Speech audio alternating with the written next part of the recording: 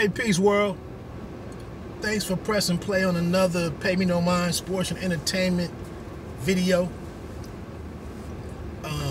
Some afternoon wood, I guess. I don't know if you saw it this morning or not, but on Get Up, hosted by Mike Greenberg, formerly of the morning Mike and Mike show, long running. They had ran into a bit of an explosion of sorts over Cam Newton with Ryan Clark and Dominique Foxworthy kind of coming to the rescue of Cam Newton after Paul Feinbaum made his comments, which were basically good riddance. But moments earlier, Paul Feinbaum kind of spoke fondly on the exit of, or the handling of Eli Manning. And I thought it was good. I thought it was good that Ryan Clark and Dominique Foxworthy kept it a buck, in defending Cam Newton. I don't necessarily want to go on into all of that right now. I just think you should check out that. I'm sure clips of that will be somewhere out there in social media today. My fear is that, or my concern is that, we might be reaching the end for Cam. And that's what Paul Feinbaum, his assessment was, this isn't the beginning of the end, this is the ending. And was like, good riddance, basically. And I just want to say, man, I hope it doesn't even matter, really. People are going to look at Cam the way that they want to. And now that things could be on the writing could be on the wall for him. They have a rookie quarterback on the roster who might get some time. But I just don't want it to ever be forgotten, man, that I enjoyed watching the brother play. I enjoyed what the organization did and how they tried to rally around Cam when they did. I enjoyed the excitement that the man brought to the game. He left it all out there. With the exception of a couple of years with Steve Smith, a smaller wide receiver, the guys that they put around Cam at his disposal, his weapons, they were never. Kelvin Benjamin, that flopped. Funch out of Michigan, never worked out. Teddy Ginn had a good, had a cup of coffee there. But at the end of the day, man, it was when they had, I can't even remember the nickname of D'Angelo Williams and Jonathan Stewart, but it was the combination of splitting those, what was it, Thunder and Lightning? Something. But it was the combination of those two guys running the ball, Cam doing his zone read stuff, and as he did learn how to, as he did grow into being a better passer and getting the ball down the field and stuff, they made it work. And I salute that organization for making, I think they had, what, a 14-2 year, I want to say? I could be wrong on that. I know they were never able to have 2 consecutive great years. But, hey, it was excitement in the arena, in the stadium. He got his own commercials. He was with Under Armour the whole time. He came into the situation. He didn't learn on the job from anybody. I believe he started day one.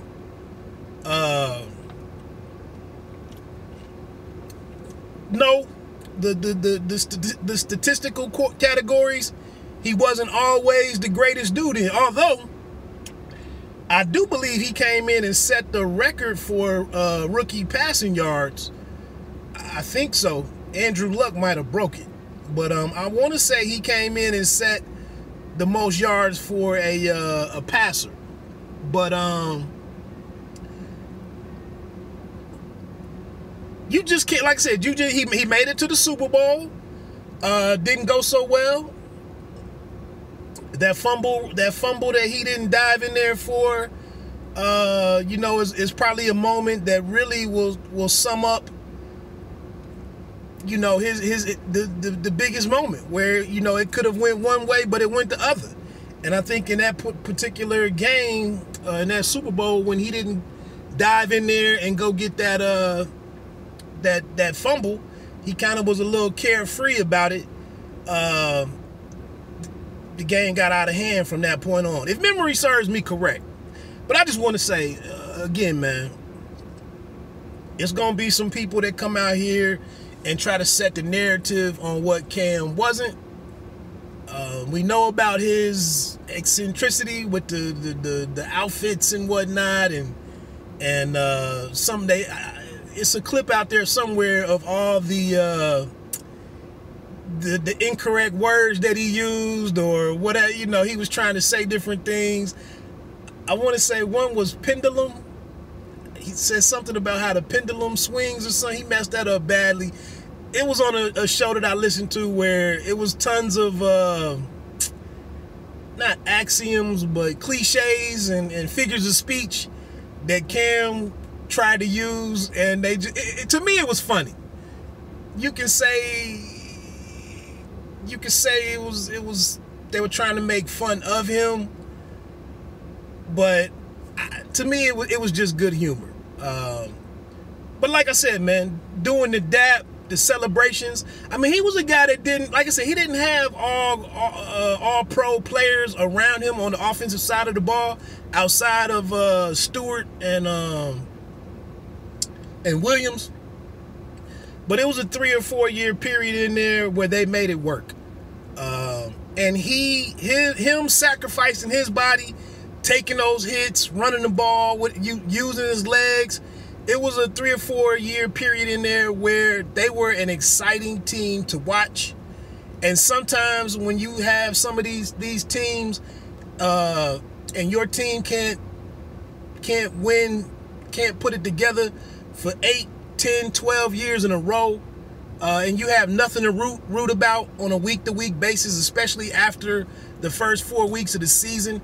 It's a couple of franchises out there who've been in that situation for a good decade now, a good decade plus. And I think solely on the back of Cam Newton, and the defense was solid a lot of the times. It's been some bodies over there that have shown up. But I do want to say that the whole organization fed off of the electricity, the charisma, the playmaking. He made that organization relevant. And I think the defense often fed off of his physical style of play from the quarterback position.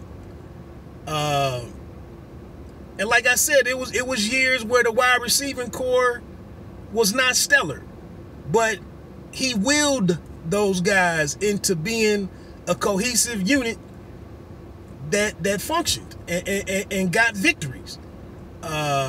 So they can say what they want to say, man, but I respect Cam on the field. You can say whatever you want about him as a person and his personality and somebody that he had the issue with the sexual or the he spoke incorrectly or improperly to the female a couple years ago. You can say all of those things. The guy isn't perfect. You can say the stuff that happened coming out of college. But like I said, man, on the field, I salute the dude for everything that he's done. And I hope that it's not over with for him, but I think it might be over with for him in Carolina. If his body can't get right, he just seems to be a guy who's always played off of energy. And right now, with him not being able to use his best assets, he just might not be a guy that can solely go out there and get it done off the strength of his arm. And that's unfortunate. But, you know, like Flip said in Above the Rim, you know, they can't never take away all those highlights and all that footage, you can't never ignore all of that. So that's what I wanted to say. Peace.